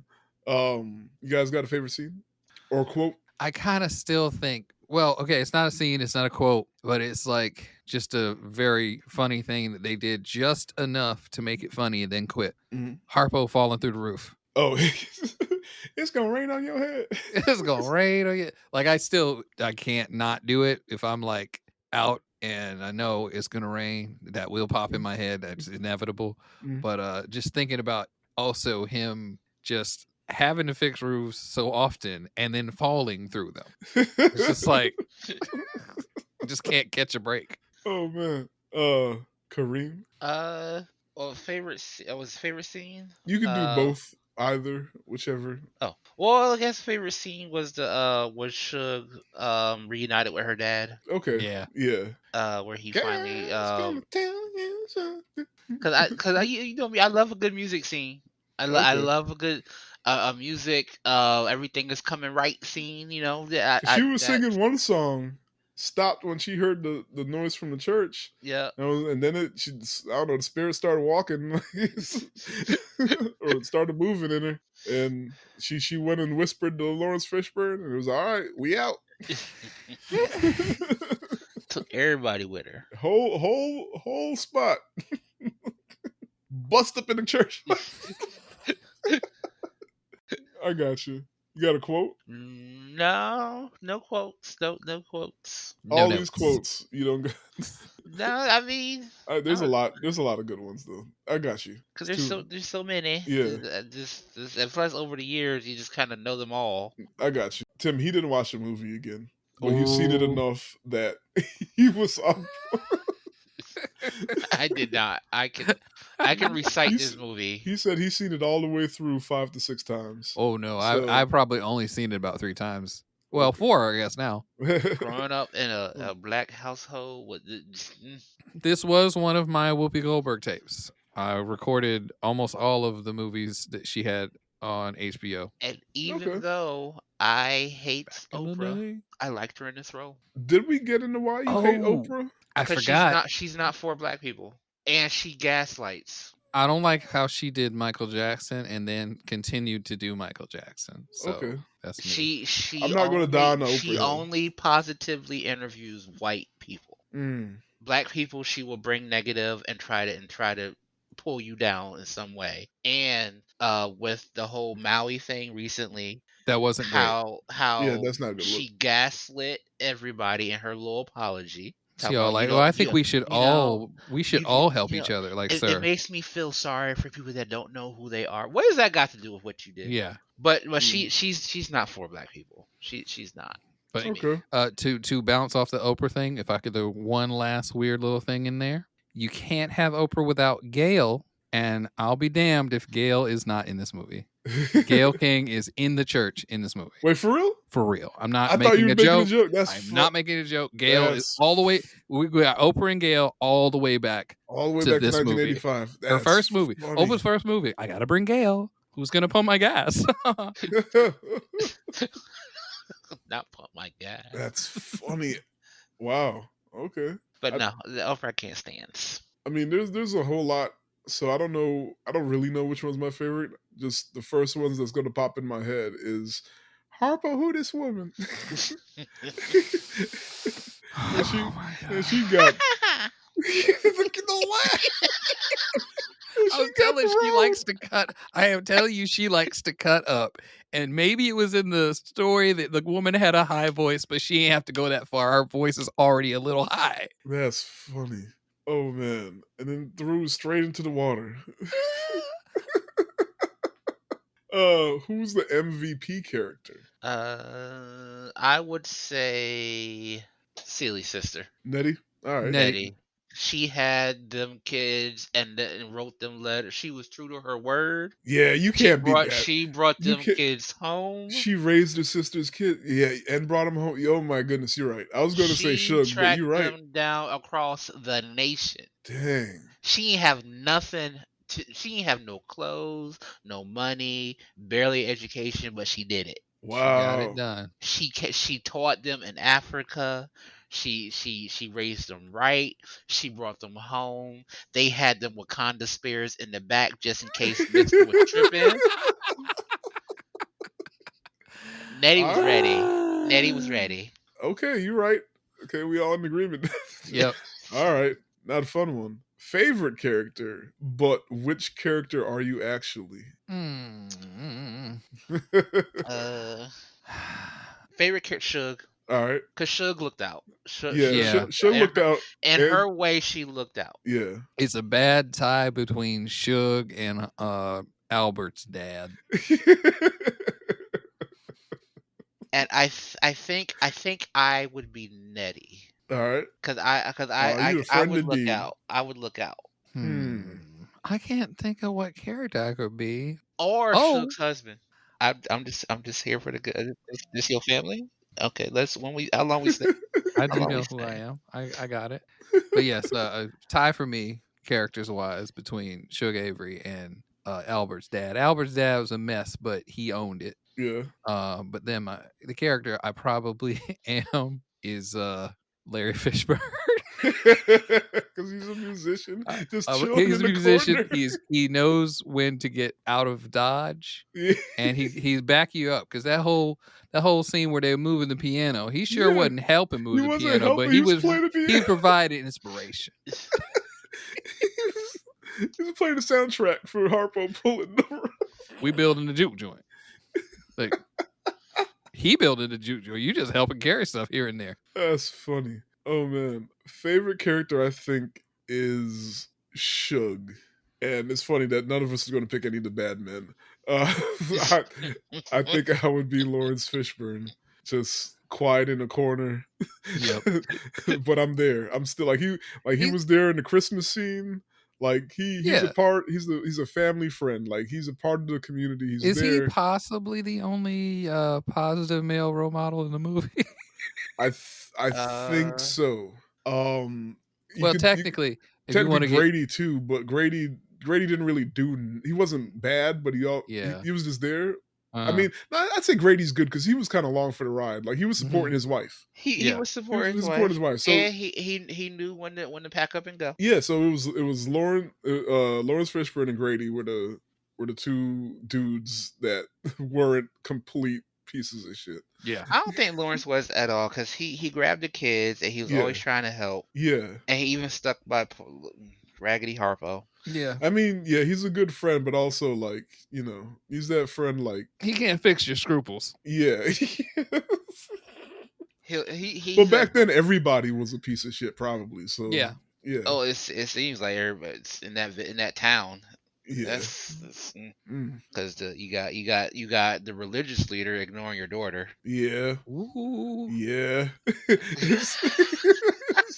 Starting to get a little bit real. Let's not get past that. Let's dig down a little deeper. Religious leader letting grown men marry children. Yep. Because that was the same preacher. Yep. Let's start there.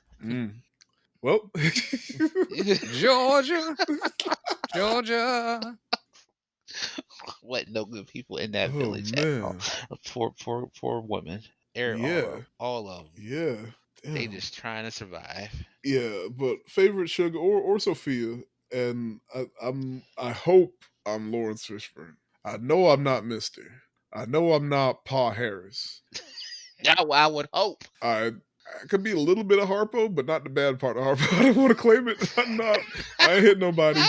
You ain't convincing me to lay a hand on my wife. Even if she's scrappy. You married Sophia. You can't. You gotta behave. He said, or at some point, Seeley said that like he hit Harpo, Harpo hit Sophia, Sophia hit back, and they just kept going, and in between it all, 3 babies came. I was like, man, that's a bit much. You put that in a weird way, huh? Because it's like they beating the hell out of each other, but they still life. It wasn't all bad, huh? Finds a way, right? Shout out Steven Spielberg because that's a Jurassic Park. It is. All right. Oh man, but yeah. Last thing I'm gonna do is personal awards, and just because the fucking Oscars didn't give him shit, I'm gonna give one to Steven Spielberg because never in a million years would I have thought that a white dude directed this movie. No. So. Yeah. So for you, it's not a problem that he directed this movie. No, because it came out good. Did due diligence. Yeah, he did. That's what it is. Due diligence. He talked to the right people. He consults because I can't imagine that there's no reason for him to know how to execute this properly, how to show black women in the proper light, all that stuff, right? Because there was that stuff in social media where people were I guess when it was they were saying unquote, that found out. Yeah, and they're like, nah, this is wrong. And it's like, okay, but the movie you didn't know. Right? You spent years not knowing. As long as the due diligence is done and it's handled with tact and care and respectfully, I don't see a problem with things like this happening. Like a man making a movie about women, a white person making a movie about a black movie. As long as you got to do right, you do the work. It's fine. But if you do it and you do it wrong, then that's some shit. Like that. Weird example. I don't know if the Gran Turismo movie is probably any good because it sounds like they didn't really do as much consulting as you would think with like race people. Even though it's the Gran Turismo movie and it's about like real life racing, I've heard there's some like bleh about it. So Oh, yeah, like if you can't do that with that, why do I trust you to do the for it to same due be a true diligence with like story. people? It fell off. It didn't This is the jive with first time me. I'm hearing negative reviews about it. It was all right. Oh, well, I ain't watch it yet, so. See, you can't do a movie like that when Fast and the Furious exists anyway. You go make a movie grounded in you go make a movie that's about a video game racer and ground it in I reality. get it. It's like Need for Speed Underground versus like Forza Motorsport, or I mean, I guess Gran Turismo. Like, Yeah. one is more fun. Like, Mhm. one might be more accurate and better, but one got Lil Jon on the menu. Like, And not that elevator music playing in the background. did you peep that it was all rap music in the menus, but rock music when racing? Anyway, Oh, interesting. that's just in the first one. That's Good. Did y'all have any awards? I would like to give an award to the music director for making each version of Sister sound individual because there was the brand new version that felt less polished. Mm. It felt like a little open, a little airy. And then there was the version she did later when you could tell she had been doing it a ton and ton of times when it felt really, really static and strong. Mm. And then there's the recorded version that feels just like something I fight with all the time when I make a recording. There's only so many things. You can't put all of the emphasis that you would put in a live version in a recorded version. And it has to be so clean and neat to make it like consumable that sometimes people just don't realize how much work goes into making it sound that good. So all three versions of the song that appear in the movie, like they feel different to me because of that. So Okay. like hats off to the whoever was in charge of music for really I mean, it was just for me apparently, but they were like sitting in their room going, Tim's gonna listen to this in 30 years. He could be like real critical. I'm gonna have to work hard. Somebody said, "Who's Tim?" And he went, "Huh?" Do you have one, Kareem, or did you already go? I'm sorry. I'll give it a award to Steven. This was cause I'll be honest. I'm usually don't like black movies directed by white people. Because they're usually, I mean, to be fair, trash. usually you can tell. Right. But Yeah. no, this to the point, like to your point, it says something where it goes this long and people just now find it out. Yeah. That wait, Hold up. Steven, what? What, Steven?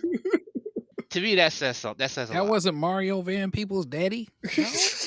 No, That wasn't Jordan Peele. Oh man. But yeah, anything? Final thoughts? Any in conclusions? Anything you haven't said that you want to say? No, this was a good movie. I'm not watching it no more in my life. I am done with this movie. That's fair. It's not just one you put on while you. I refuse. Is going on the shelf next to Hereditary. Okay. Never touching it again. Not looking at it. If you say you want to watch this movie, you do it in your house. Tim, just it's a good movie. All right. Well, let's just do ratings then. How many cabbages, Kareem? I'll give it a yam. Get some yams. Can I get to the yams? Show me the way. But no, this is a great movie. I honestly believe this is a black staple movie. Yeah, I understand now. I understand. There, because I'm trying to explain to another friend younger.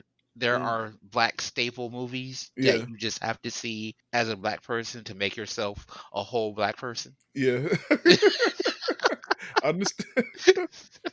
But no, he's still refusing to watch stuff like this. I got you. Just disc. One day. It'll click one day. That's the other thing that kind of bugs me about the whole, like, we not watching no movies with black trauma thing. I understand, I get it, but some of y'all didn't watch none to begin with, and y'all need I to. Fucking know it, and you need. Yeah. You need to. We ain't watching no movies with black trauma no more, but you watch The Shining. Anyway, but yeah, Tim. But you said Taxi Driver is one of the best movies of all time. Ugh. I Because peeped your card. when you tell me you don't get the importance of Black Panther movie, Yeah, like like okay, you're missing a look, lot of I'm history. not I'm not saying it got to be your favorite movie, but you have to understand what that did. Right. Mhm. Like, were you not in the theater opening weekend when like just what like when Killmonger throws him T'Challa off the waterfall and every black person in theater exhales and they're like because they held their breath the whole fight. Like it's little things like that. Like anyway, And I believe that it's just you're missing movies like this in your life I because Yeah. you get it. don't have that history.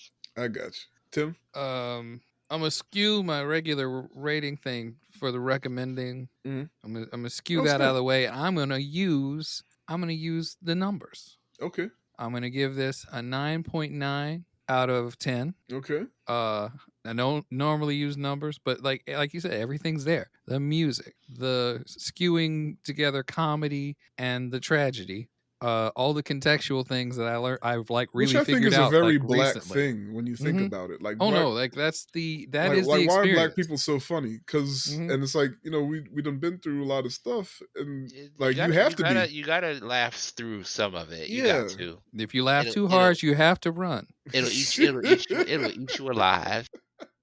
If you're laughing hysterically, something's wrong with you. No, he said you black react. You can't sit still and laugh hard. You gotta. You gotta go in the other room to laugh hard. Another fact about this movie. Mhm. This too had more music than Chevalier. I knew you. I was waiting for it. Anyway, continue, Tim. So not but 9.9. 9.9, one of the Mhm. best movies there's been in a long time. Mhm. If you have to watch a black struggle movie, I'd prefer you do this than a slave movie. Yeah, because it's not technically a slave movie. I mean, there weren't Yes. actually slaves. It's Hmm. post-slavery, but they still struggling. It Yeah, encompasses a lot of what black people went through, a lot of what black women were doing, because even throughout that struggle, they were still fighting yeah, almost just as hard because they were subjugated on a different level. yeah. You know, colonialism has its hand in everything. Yep. Is this what Tyler Perry was trying to do in his last movie? What's his last movie? That one that was on Netflix, something about a bayou or something. I don't know. I didn't watch it. I don't think anybody watched it. I mean, I think that episode going back to Atlanta, that episode where they spoofed Tyler Perry. Yes, it's funny, He was but mad happy. it's.